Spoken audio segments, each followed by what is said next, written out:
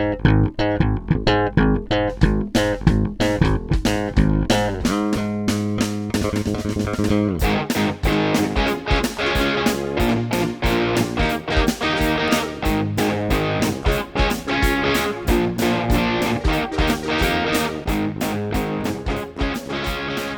everybody, and welcome to yet another episode of Undercooled. We are solidly in season 3 now. We're very happy to have the audience here with us as always. And today we have another special guest. This is someone who we got to meet and talk with at the North American Materials Education Symposium hosted at Georgia Tech. So, Lily, welcome to the show. Thanks for joining us today. Yeah, thanks so much for having me. I'm happy to be here. Well, let's get right to introductions. Everyone out on internet land already knows me and Steve at this point, but tell us about yourself. Who are you? Who is Lily? Who is this person on the show? Yeah, absolutely. So, as you said, we met at NAMES. I think I'd also seen you at a couple other engineering education type events. I work at Georgia Tech, so I was really happy to be hosting that symposium this year. But to go even further back into my material science journey and how I ended up where I currently am, which is a material science lecturer at Georgia Tech, we have to go all the way back to when I was a high school student in Tennessee. And as a high school student in Tennessee, I had the opportunity to go to an ASM materials camp hosted at the University of Tennessee, Knoxville. And that was my very first introduction to what is MSE. I had never heard of it before, but I knew I liked physics and chemistry and math and engineering. And so for me, this ASM camp taught me what is material science in a really fun way. And was the solution to my problem that I was having of as a high schooler. What do I study in college? How could I ever choose just one thing to study? How can I choose between these different things I love? Great, MSc is my solution. I get to do physics, chemistry. I love collecting rocks. Guess what? Rock collecting, crystals, that also fits into material science. So I felt like it's the solution to getting to combine a lot of my favorite activities. So that's how I got into MSc in general. I went to undergrad at Georgia Tech. Also really enjoyed that. Definitely got confirmation that MSc is where I want to be. I did some undergrad research in different materials classes. I made solar cells, inorganic and organic, and hybrid organic, inorganic solar cells, so a lot of solar materials. From there, you can see the kind of like solar materials was the thing I liked. I wanted to do clean energy materials at Stanford, and so I started my PhD at Stanford in clean energy materials work. And this is where then the path gets a little bit less like straight line. I had ideas for what I wanted to do, still didn't know that being a lecturer was a possibility, right? The job I currently have, even in grad school, I didn't know that job existed. No one had told me that teaching track jobs were an option. And so in grad school, I was thinking, well, I'm either going to be a professor or I'm going to go work in industry, right? Like this is the kind of clear-cut two options. And through my time at Stanford, I realized I did not want to be a professor running a research lab. I loved taking classes, and I did not love my research. In particular, I felt like there's a lot of plastic waste that goes into research to help the environment, and that was kind of hard for me to wrap my head around. So anyway, I was like, well, if I'm not going to be a professor, I guess that means I'll do the other option, which is industry or national lab. And so through this process, I started applying for jobs and ran into one of my old faculty members at Georgia Tech, Dr. Mary Lynn Ralph, who I think you've now also met. And she's the one who said, hey, if you're leaving Stanford and applying for jobs, have you considered being a lecturer? I was like, no, what's that? I didn't even know that was what.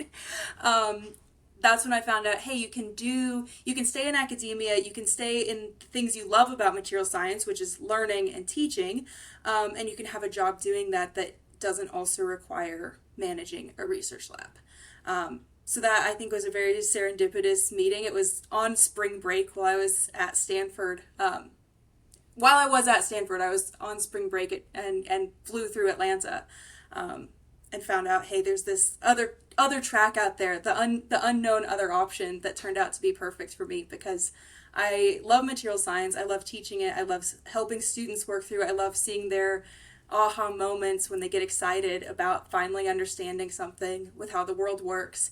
And I wouldn't have even known that was an option before. That's fantastic.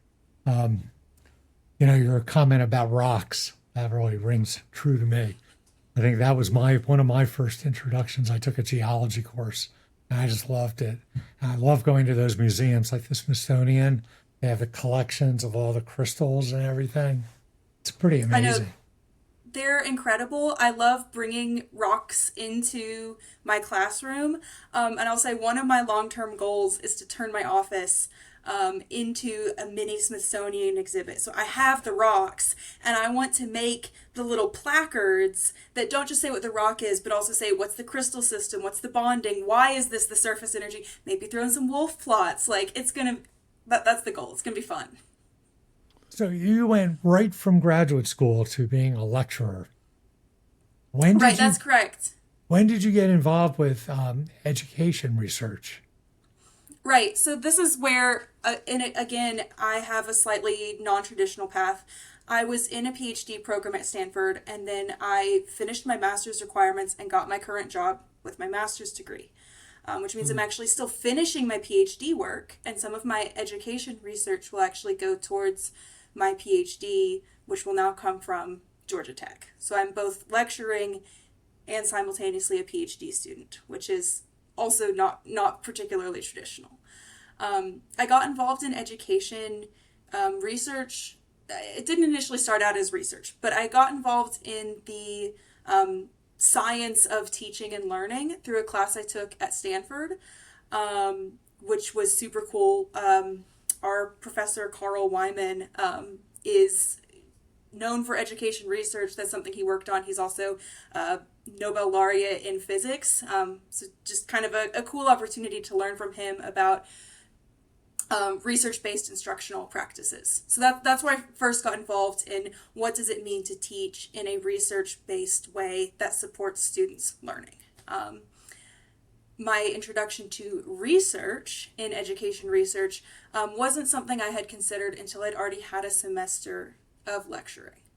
And I think probably this is a common thread for a lot of people. As soon as you're actually thrown into the classroom, now you say, okay, I know this is the research-based practice, but there's all these different dials you can turn, and how do I know what's the exact best way to do it? And there's different things I want to do with my students, but I also don't want to overwhelm them by giving them exit tickets and concept maps and reflection diaries and participation, right? Like, there's so many questions you have as soon as you're put into the classroom. That's when I started writing down, okay, these are the things I wish I knew so that I could be a better instructor and so that my students can have a great experience that will also lead them to learning and transfer and retention and all of that.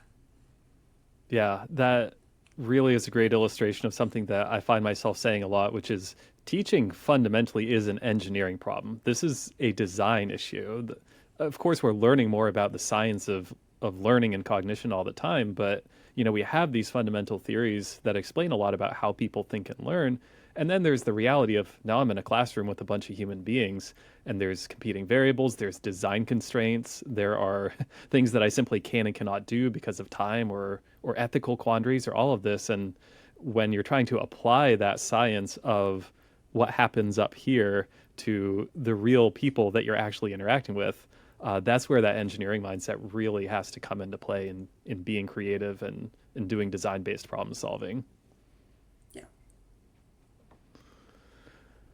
You know, before we get into that, I do have a quick comment about rocks because it's always a good time to talk about rocks with this crowd.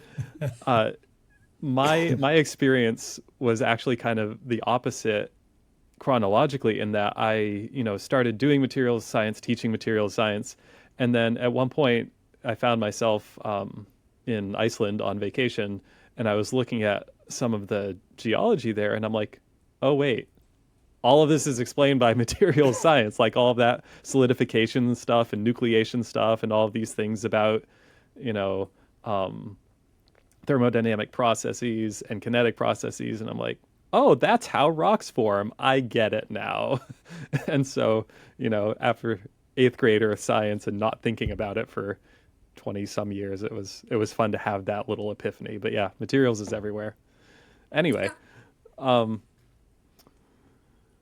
yeah, let's talk about education research. So you found your way into this research area, and I love how as I talk to more people who have taken one of these graduate courses that is sort of a like introduction to education research, or even just a like a graduate level how to teach in your discipline class, because I know several different disciplines offer those at a bunch of schools, that can really be a gateway into doing better teaching for a lot of people. So I'm really glad to hear that you had that experience also. That's the sort of program that I think we should push more of our, or encourage more of our graduate students to take advantage of.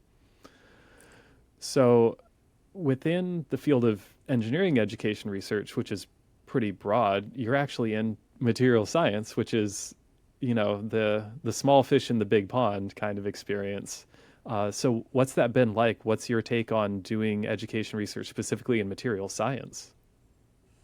So, I mean, I think it's interesting and important. If we think about how I got into education research being something that came very naturally out of teaching, and the class that I'm teaching is a material science class, then my motivation is just based on, okay, these students that I'm working with are all these material science students, or more accurately, they're engineers who are not material science students but are material science students for one semester when they're with me. And so my motivation for helping them learn is situated within the context of MSE. Um, However, a lot of the questions I'm answering are broader engineering education questions. I'm just trying to figure out how they situate within MSE, at least for the research I'm doing right now. So it's things like, okay, we know that, for example, the work I'm doing right now is in different types of assessments and grading. So we know that there are improvements that you can make in grading. I know you had another podcast episode on this already. So there's ways we can make grades actually meaningful or more useful, or assessments useful for students. We know that. And I'm just trying to get actual data within the context of a material science classroom. Because that is a slightly different context. And for me, an aspect of that context is these intro MSE classes at Georgia Tech. We call it MSE 2001, but every MSE department has this kind of large intro class. My constraint is, in the spring semester, I personally had 435 students. That adds a different type of constraint to what you can do in the classroom in terms of grading. And so I would say, yes, I'm doing MSE research. That's partly because it's the context, and larger what I'm doing is, okay, I'm researching how you can do assessments for these large classes. Some of my other questions, there's definitely questions I have that are very, very specifically how do we teach MSE, but some things I think are general teaching questions that are just in a MSE context. That's great. That's a lot of students you're teaching. So at least you're getting good statistically significant data. And, I'd love to hear more about your research on the grading. I think that's great. Um, but you're doing research in education research in material science. How do you think that other material science educators who may not be doing or not involved in EER, how should they be taking advantage of the kind of data that you're generating? Or how should the majority of materials educators who aren't engineering education researchers, how should they be using data from the education research community? Yeah, that's a great question. And honestly, one of the goals of my work is I want to study these things. In part because of my role as this lecturer, dual PhD student, I have this opportunity to do research in education, and then I can pass on those findings to people who they don't have the bandwidth for it. Not all professors have the bandwidth to suddenly start also doing education research. Yeah, totally get that. So my goal is, hey, I've got this opportunity to find some of these data, do some of this analysis, and then I can pass it on. I will say for me directly, I had 435 students. That was only half the students in taking that class that semester, right? So I'm a course coordinator for several several instructors. And one opportunity I have is then to work directly with those instructors and say, okay, here's what we found based on surveys or feedback or research, and here's how we recommend you teach the class. I think in a long run, being able to distill that information, classic dissemination of findings, we can get that to more and more other faculty members so they can take advantage of what we find. One great way you can do that is at a symposium like NAMES, the North American Materials Education Symposium, which we just had last week. And that's what you have there. You have people saying, here's what we found, whether it's something that they find with a quantitative study or qualitative study, or just kind of anecdotally found something. We are sharing our best practices with other materials educators, and I know everyone who went to that symposium, we all came home with ideas and lists of ways that we can improve our classes. Like, I am currently working on implementing new things into my classes because of what I learned at that symposium. So I think that's a great way to get these findings out into the classroom so more students can actually benefit from it.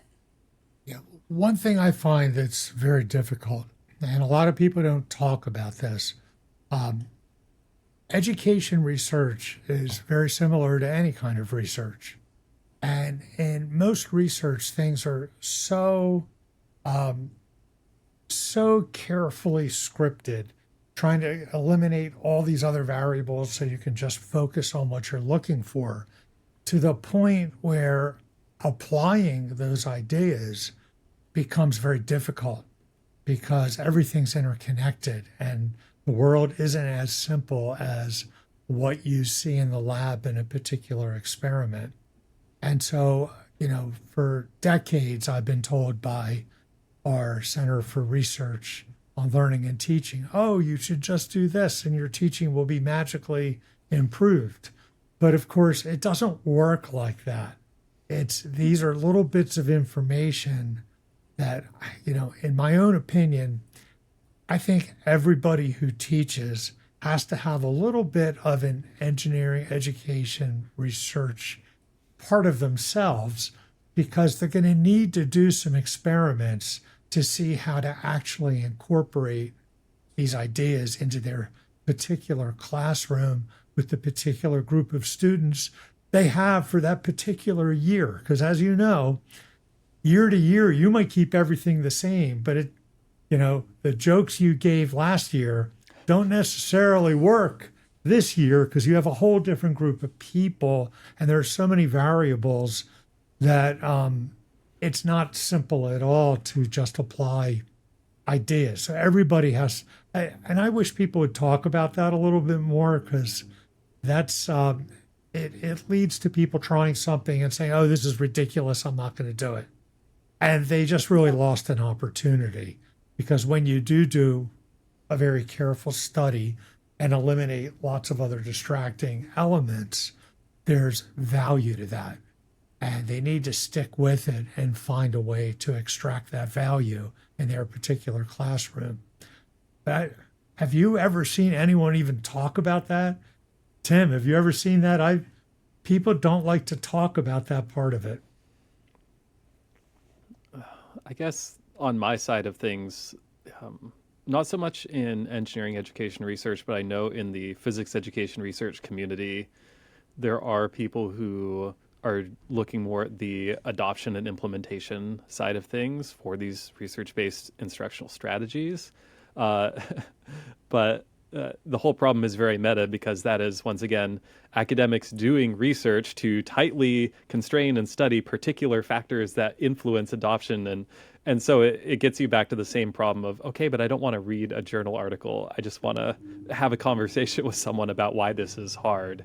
And, all the journal articles in the world won't quite solve that problem. So that's why things like names are so valuable, because you get a bunch of us in a room together, we're just going to talk about these things naturally. I do wonder, going off of that though, so Lily, in your experience in doing this research, implementing ideas from education research into your classroom, were there any experiences that you had so far where you tried a particular research-based thing and said, oh, that actually worked great, I love this, or where something, completely went off the rails and you said, never again, I'm swearing this off?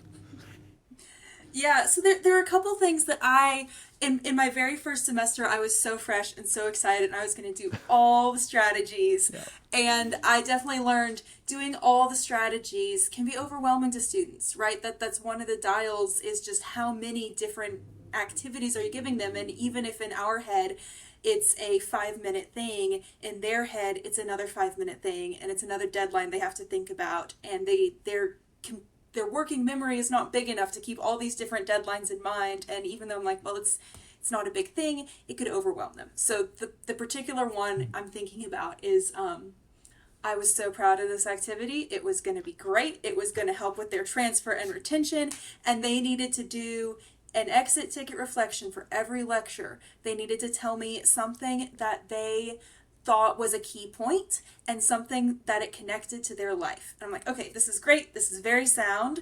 And the mid-semester feedback I got was they didn't like it. They didn't know why they were doing it. They found it confusing, and they hated the extra deadlines.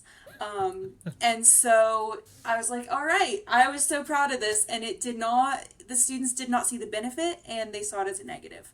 So what we did, we were like, okay, we're gonna redo this. Made it do once a week instead of after every lecture. So they had to do a weekly short reflection, and I gave them some background on why are you reflecting, how does this help you learn, and that's something I found since then. Anytime I try to implement a new little thing, telling students why I'm doing it and why it helps their learning really improves the student buy-in. They're willing to make an effort to learn more, but they want to know why they're doing it. Because for me, it was obvious why an exit ticket, oh, this is going to help you remember, this is going to help your retention, this is going to help your transfer. And they were thinking, this is busy work, why am I bothering to do this? So that was I think that was like my biggest light bulb moment of, just because I know why it's useful does not mean the students know why this is useful. Yeah, that was a conversation I was having with colleagues just a couple days ago, was this the student perception of the busy workness of things that we assign. And well, I'm sure there's one or two people out there who actually just want to keep the students busy to keep them off their back. But for the large majority of us, if we're assigning something to students, it's because we do intend for them to learn something from that assignment. But we do often fail to communicate what it is that the students should be learning from that assignment, and why it is fundamentally a good use of their time if they engage with these activities in the way that we want them to.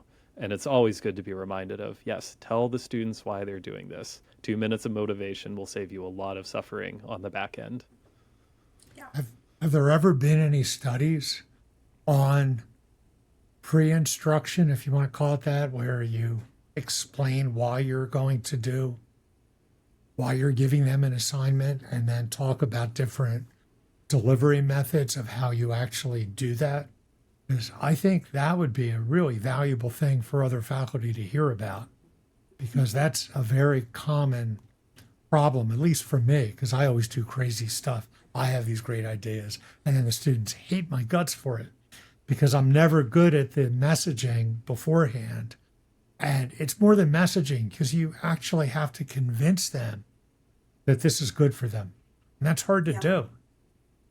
I will say I started, so a full year later, my third semester, I would tell them if there was an article or book that I'd read that had the particular technique in it, and they seemed to like that, because I even got a comment in my my in-course evaluation included, she tries new things that are always backed by research. I like that she's trying new techniques that are based in research. I was like, Nice. okay, they Love understood it. that. Yeah, that's great. Because Yeah. I do the experiments, and sometimes I just do them for one class. I'm a big fan of the Small Teaching book. I don't know if you've read that. It's a great book. I'd recommend it. It includes a lot of things you can do in 5 minutes. And they're 5 minute things you can add into your classroom that improve student outcomes. And so I'd come in and I'd do a different one on different days and say, okay, here's the one we're doing today. And then we'd do the activity, and most of them went really well. Students, it worked with my students, worked with my class. So Yeah, one experience that I remember having frequently when I was more active in the education research game was always the students asking me, "Are we your guinea pigs?" And to, well, it can turn into a genuine discussion about research ethics, which is very important. And it can go that way, but it can also go into, guys, if you think I want to put the time and effort into doing the paperwork required to get approval to do research on my own students, we're playing a very different game here. But it does make me wonder about if there is something special about engineering students in particular, in terms of the way we motivate the strategies that we use, the ways that we refer to different kinds of evidence for the efficacy of different techniques that I wonder might have at least the potential to be better received by our students compared to students in other disciplines, because they are coming in with this mindset of mechanisms, that if you do something, it causes certain effects or outcomes to happen. And I wonder how we might be able to communicate that to the particular students that we have. Yeah. I think we also have students that are very efficiency motivated. I know I was. And so if you tell them this is an efficient way to learn, then they're going to be all about that. Yeah, I remember wanting to put that little speaker under my pillow so I could learn while I slept. That didn't work so well. So you've talked a little bit about your interest in studying grading, different approaches to grading. Is that your major focus, or do you have other projects out there, other things you're trying to study? So my current main focus is on different grading mechanisms and how it affects students in several different domains: their behavioral domain, their well-being domain, and their cognitive domain. But more generally, I'm interested in well-being of our engineering students, and so I also am doing some research on how different students react to stressful situations and how they overcome stressful situations. So how engineers in particular overcome academic stress. I do not have any data on that yet, but that is another thing I'm currently working on. I guess there's many different sources of stress also. And I would imagine that that gets very complicated. There's the stress they bring into the classroom from their personal lives. There's the stress that the teacher puts on the students with requirements. There's the stress that the other students apply, the peer stress for any group activity. And I imagine they're different. Right? Yeah, there's different types. Different students are going to react to those different types of stresses in different ways. And for me, one thing I'm really interested in is this is just all part of the context of who our students are. And so any interventions that we're going to apply are going into the context of this student as a whole person. And so understanding what are their stresses and how do they respond to them can help. When I'm also doing research, like my grading research is loosely related to student stress. But in order to understand that, understanding students as stressed people is also helpful. Something that I often wonder about this topic is, as we try as teachers, just in general, to hopefully equip our students with some transferable skills, not just teach them, here's how to solve a differential equation, but to teach them, here's how to be a more effective learner, or here's how to be a more, thoughtful communicator, things like that. I wonder if the sort of skills that we try to equip our students for dealing with what I guess I would call business stress, handling deadlines and time management and like that set of stressors.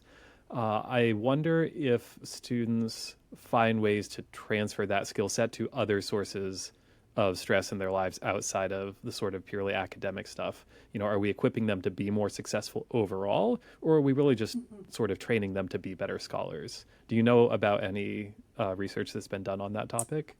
I don't know of any research on that topic. That would be really interesting. Studying transfer is difficult. Yes. But is very interesting. The thing that I found, just this is tangentially related, but something I think is pretty interesting, is the concept of modeling, which is a cognitivist perspective of students learn by watching something modeled. And they do that in any context automatically. And so, one of the best ways to help our students with some of these things, like being a lifelong learner or managing stress and deadlines, is to model it ourselves, which is certainly easier said than done. But it's a helpful reminder of, like, for example, I had the nightmare scenario last semester when I had in my classroom of 250 students on exam day. We ran out of exams. The TAs had printed only not enough exams. Whatever Oh went wrong, no. we were about 100 exams short. And so, like, that is my opportunity to model. Okay, we're going to stay calm under pressure. Here's our solution. We're going to send off 3 different TAs to go run and print at 3 different printers, and we already have. We don't use the full class period for an exam. So it's like, if they come back within 25 minutes, we're going to still have the exam right now. You can keep studying. And if they don't have the exams within 25 minutes, you will go home and we'll take the exam. Like, it was just showing them, hey, here's how we can do this. We're also not going to yell or get upset at the people that didn't get the exams printed. We know how difficult printers are. Honestly, printers are terrible. So it's like, that's a way to model, hey, things don't go necessarily the way you're expecting, but it's okay. And I sure hope some of that transfers for our students. Like, they should realize that they can be forgiving of themselves when we can be forgiving of ourselves. I think that's great you're able to do that. I know a lot of faculty that are not capable of doing that at all. And because, again, everybody is stressed out, right? The whole world is stressed out. And how you deal with stress doesn't often correlate with how effective you are at your job. And so you can deal with stress very, very poorly, and yet you have a very productive career and all of that. So I think it's a rare individual that can model the right way to handle stress to their students in incredibly stressful situations. And I'll include myself in that. I wish I could do that.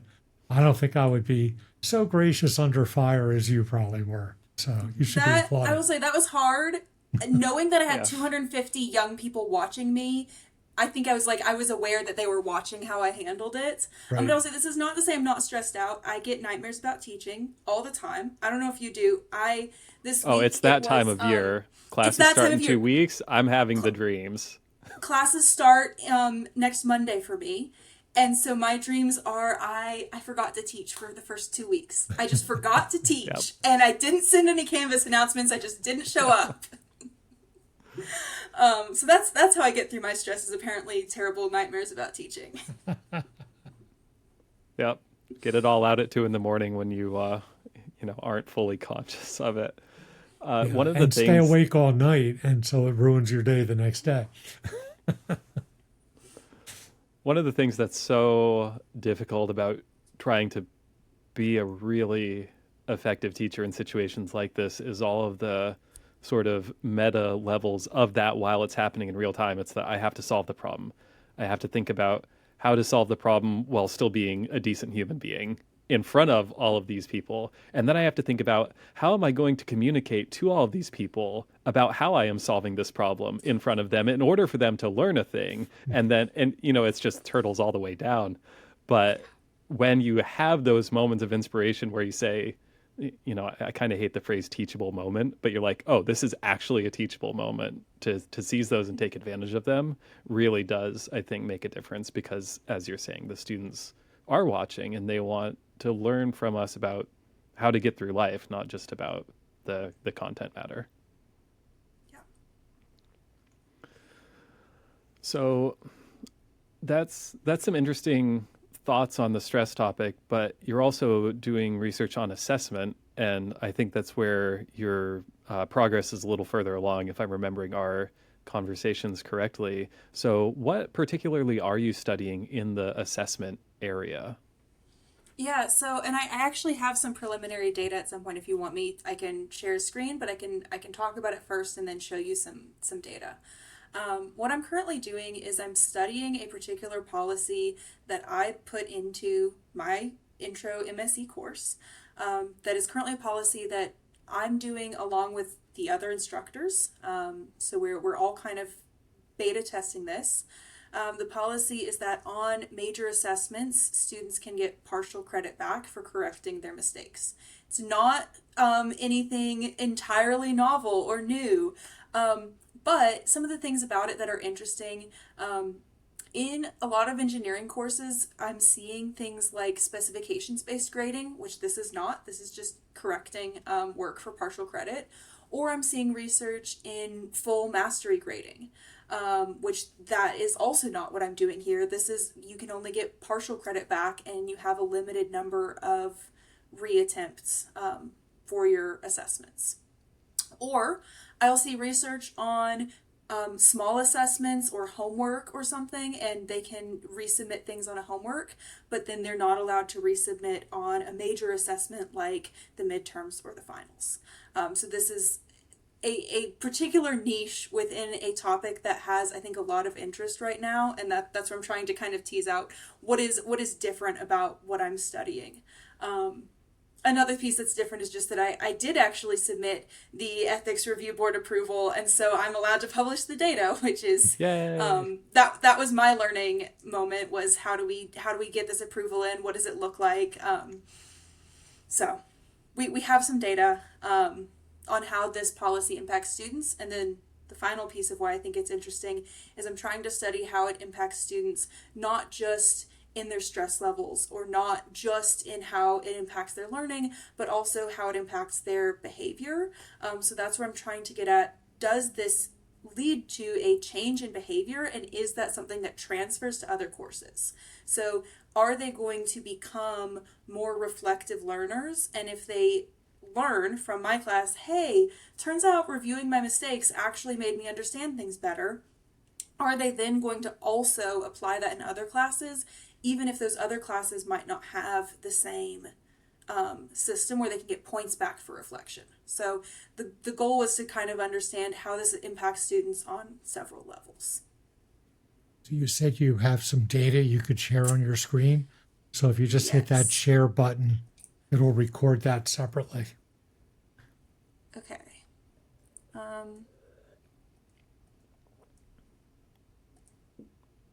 Okay, so here we go. This is, you should be able to see that. Let me know if you Great. can see this. Yep.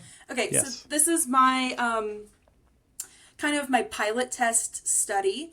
So we can see what I'm doing is this limited number of reattempts on assessments. The fact that it's a limited number of reattempts, I think, is interesting for a number of reasons. One of those is, as I said before, I had a really large class size, so the limited number of reattempts kept everyone at the same pacing because we had the reattempts due on the same day for every student. And so that way I wasn't having to worry about different timelines for different students. It also meant that it was, again, easier to coordinate across multiple instructors. A second reason why this limited number of reattempts is interesting is because in this course, again, with so many students, currently the major exams are multiple choice. And so a fear might be if you have unlimited reattempts, that students can just start guessing. Oh, well, it wasn't A or B, so it must be C, or it wasn't A, B, or C, I'm going to guess D this time, right? And so if they only are allowed a limited number of reattempts, then they're going to be a little bit more careful in their evaluation of what went wrong. That's the hope. So this is talking a little bit about the implementation. That's particular to my course, how I had it. All students in this first study had the same intervention, and so they were allowed to get partial credit for reflections of what they missed, why they missed it, and what a correct explanation should be. Something I think is interesting here is that it's very scalable. So again, I'm interested in this space where we have almost 1,000 students per semester taking this class. How can we make this strategy something that everyone is able to adopt? Okay, that's the background. Looking at the actual data we got back, again, this was a pilot study, so because it was my first time getting ethics review approval. I didn't get the approval back until classes were over. I started the approval Been process in there. the middle of the semester, but the class was over by the time I had approval. And so this was a survey I sent out over the summer, and so I'm counting on students to actually open their emails in the summer to do my survey. But I got 140 respondents for this initial survey, and again, it was a survey that was after the semester was over, so it was all based on how they felt they were impacted, rather than being something in the middle of the semester. But they reported that they felt, less stress before exams and after exams. So they were less stressed when they were having to study because they knew they could get partial credit back. They were less stressed after the exam, again, because they knew they could get partial credit back. Nobody was leaving the exam in tears. They were okay with that. An interesting piece, I asked them how the policy impacted their understanding. And this was something where I had written out in the survey question what I meant by an impact in understanding, or what is little impact versus moderate impact. But overall, this is a perception. So how did the students think they improved their understanding? And the self-report is the students, 84% of students said they had either a moderate or major impact. 10% of students said they had a transformational impact. So they're all saying that they got an improvement in their understanding. It makes sense. I would expect them to have an improvement because they're correcting their mistakes. But I think it's important to note that this is a perception of improved understanding. And so my future work is going to try to understand how does this actually impact students' learning? And so I can get a real cognitive measure instead of just how they think they're improved. Can I put in a request now for future paper? There's something I Yes. want to know so bad, which is, well, first, how does, how do reports of self-perceived learning compare to actual learning? That's a thing that has been studied somewhat, but, more quantitative detail is definitely needed on seeing how those two variables relate to each other. But I'd love to see how that relationship varies between like very novice and somewhat more expert students, right? Like, are seniors Yes. better at self-assessing their own learning than freshmen? Right. And we would expect that you become a better self-assessor when you are closer to an expert. But that would be a super interesting study. I agree. Did you Related Sorry to actually interrupt. did No, you no, you're good. actually measure? I mean, did the students do better when they did the reassessment? So the reassessment was specifically correcting their mistakes, and so the reassessment, they had access to their notes during the reassessment portion. Okay. Right. So the way I want to measure this, or a way I can measure this in a future study, is to have like flagged questions on the final exam where I'm specifically seeing how performance changes on the final exam. Because I've done similar things, not as part of a research investigation, but I let students retake quizzes that, but they were different questions, but they were extremely similar questions, the same content. And I found that even with a week of extra study, they almost uniformly did worse the second time. And I've never understood why. And my latest thing that I tried was I let them take the retest during my office hours, and I turned it into a oral exam.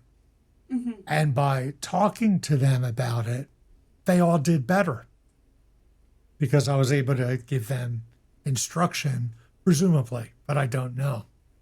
And so Yeah, or when like you could kind of scaffold that learning and get at Right. what they actually knew. Yeah. And that was the first time ever, with years of trying retests, that I ever got the impression that they actually learned something more by doing the retake. But it took a significant amount of my time to make that Yeah. happen. So I am really interested in seeing how this pans out. I did not, this was not part of my, again, my initial ethics review criteria, but sometimes I throw back in the most missed questions onto the final exam. And so one thing I could compare is, are those questions less missed the second time, or do they still get the lattice and basis wrong when it's got a multi-atom kind of component to it? Yeah, We'll and see. doing it a couple months apart gives you a little bit of a measure of the persistence of that learning also. Yeah. Yeah. Do they really know how to move the origin when you give them a problem where the plane goes right through the origin?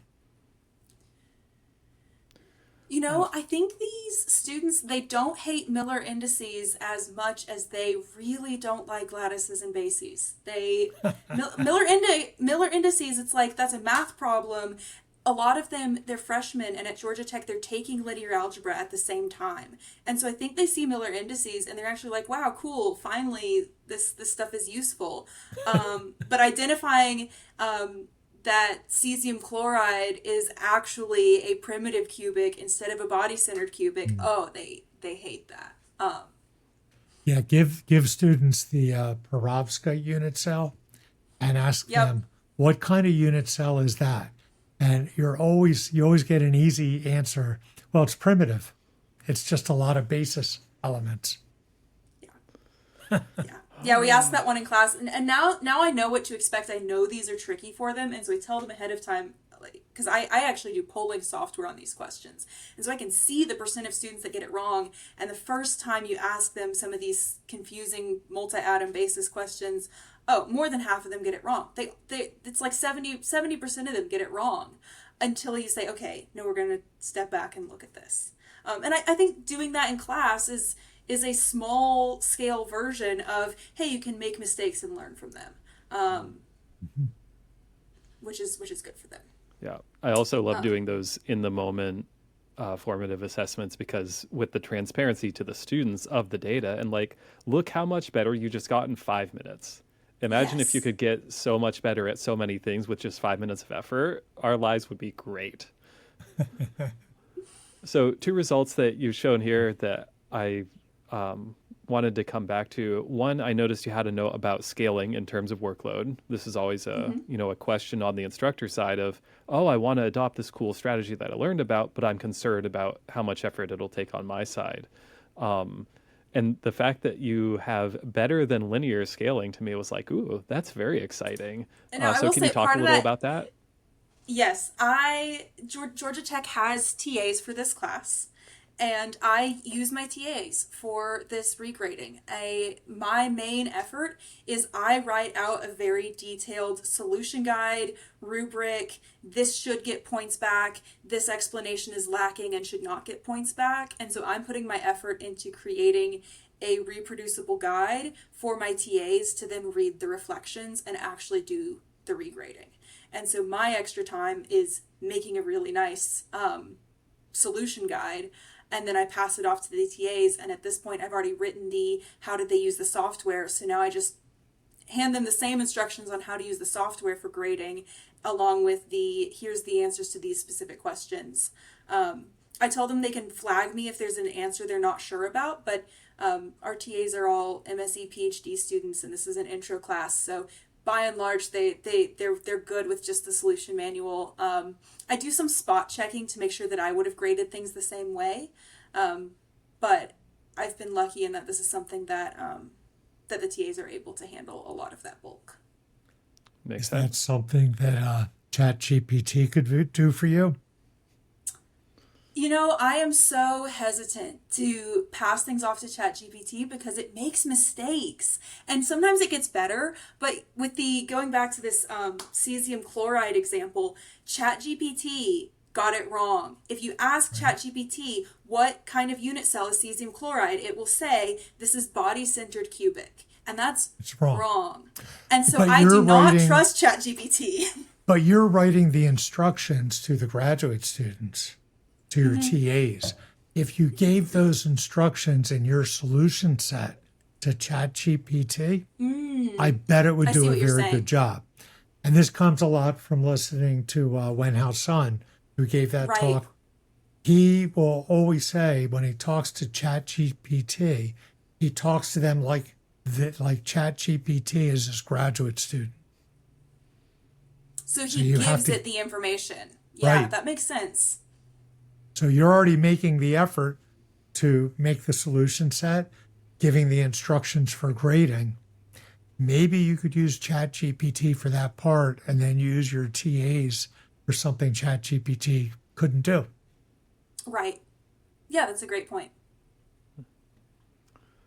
So the other topic here that I wanted to ask about before we move on, I love that we're looking at behaviors in particular, just as one of the things that you're trying to measure as an outcome, because measuring behaviors is often more reliable than trying to probe learning per se, because you can a lot more reliably see, oh, a person did take this action or did not take this action, which is, Right. it's just easier than saying, oh, yes, and now they learned 30% more than before. But I wonder what other kinds of behaviors you are hoping to see or just interested in looking for with this kind of work. Is what are other ways that you're hoping that we can find ways to get students to take actions that are more effective and that are going to support their own learning better in other classes outside of just the one? Right. Yeah, that's where I'm not sure where the transfer is going to come in. Students reporting after the fact that they were more likely to review something in another class is data I'm going to interpret cautiously at this point. I I'm hoping that students will end up transferring a lot of this kind of like learning how to be a self-directed learner or metacognitive skills. Like that's something that we can promote with our assessments. But at this point, I would say I'm still unclear as to how much that is going to actually result in a transfer of behavior. Hmm. Um, Because an with example of sufficient, another no, go ahead. Oh, an example of another like smaller intervention or class assignment I've done is I'll have students make a study plan. That's a great way to have them start being a self-directed learner. And I'm like, I'm not judging you based on how much you say you will or won't study. All I want you to do is take 5 minutes to think about when are you going to start studying? How many hours are you going to study? Which tools and resources are you going to use? Are you going to practice recall, or are you going to practice summarizing in your own words to someone else? Like, tell me if you're going to do these things, think through it. That is enough to help them. But is that another example where they see it as just another activity for this particular class and then they don't keep it up? I have no idea. I have no data on whether that's something they keep doing outside of my class or not. Hmm. That's exactly what I was wondering, because within our own classes, we can set up the incentive structure to get students to do these things. And then it makes me think about what are the ways in which it might be possible to sort of wean them off of that external incentive of incentives. Oh my goodness, incentivization, in order to have this just become a habit that they engage in naturally and not something that's externally driven. Yeah, that honestly, I feel like. Do you have any other questions here? I can go ahead and stop sharing this. I think that would take a more longitudinal study to actually Yeah. get real data on, and that would be super interesting. I agree. Yeah. That'd be a good dissertation project for someone Yeah. else. I'm not trying to inflict that on you. But I mean, that's the scale of the work that it would take, right? Someone would have to work on that question for a few years in order to get a good answer. So that those are some of my wishes for the future of engineering education research maybe. But what about you? What do you think, where do you think this field is going? Engineering education research and maybe even MSc education in particular. Okay, well, that is a slightly different question than what I'm in my head thinking is what are some other questions I want to study, right? They can So be both. that's more specific like okay, my research is cool, but I'm not actually probing the dials, right? I said that before. Like, I want to know how many reattempts should they get? How many questions, how many points back should actually be done to have this be the right amount of incentive that promotes them to actually put in the effort and not just, plug it into ChatGPT. I want the incentives and the structure to be dialed in correctly to actually promote learning? And those are separate questions. And I kind of want to do that for all of these fun teaching interventions. Is how do they actually impact our students? I think there's a lot of unanswered questions in that, especially as we get into more upper level specific engineering courses, is how is this going to actually impact their outcomes? Just some trends that we're seeing in engineering education research. There's a lot more research in use of AI now than there was 5 years ago, and that is something across all fields. So we saw that in the MSE education research in particular. There's new ways we can use AI tools in our class, and I really love the focus on how can we use AI as a tool to help our students learn more, so that students can see this as a learning assistant rather than as a means to cheat or to have something just become easier for them. We want them to learn better, not stop learning. So that I think is a space that's not going away anytime soon. We're going to keep finding out more about how those tools impact our students. I think assessment is something that is actually also really interesting to a lot of people right now. I found out this morning, actually, Georgia Tech's Center for Teaching and Learning, we do a book club every fall, and the book club this year is Grading for Growth. Nice. So that's something that's like, it's spreading across all the universities. And I think as it does, even if the people reading that book aren't doing this for engineering education research, I think they're going to take that and say, okay, what are some of these case studies? How can I put it into my class? And they're just going to be casually experimenting. Again, not necessarily ever presenting it or publishing it, but I think people are going to be casually experimenting with different ways of grading. In addition to people who are studying totally transformational ways to change the grading landscape. So as you know, we had Robert Talbert on our podcast a few months ago. I don't know if you listened to that or not, but it was fascinating. And he also has a fantastic blog he puts out once a week. It'll get emailed to you if you sign up. So it's he's a very thoughtful guy. Yeah. We have a lot of thoughtful people in engineering education research as well. I'm excited to see kind of what new topics come out of that. Great. Yeah, I always love to see more research on different and hopefully better ways of doing assessment, because it's just so maddening to me how much grades are used as a behavioral lever to just compel students to do things, when the reality is that to most people, in most cases, grades are completely irrelevant to pretty much anything, honestly. And when you talk to employers, most employers are like, I don't care what my students' grades are. I care if they can have a conversation. I care if they are willing to work hard. Like, I care if they are going to show up. And, where does that turn into the difference between an A and an A minus? It just doesn't matter. So anything we can do to get away from this system, I'm in favor of.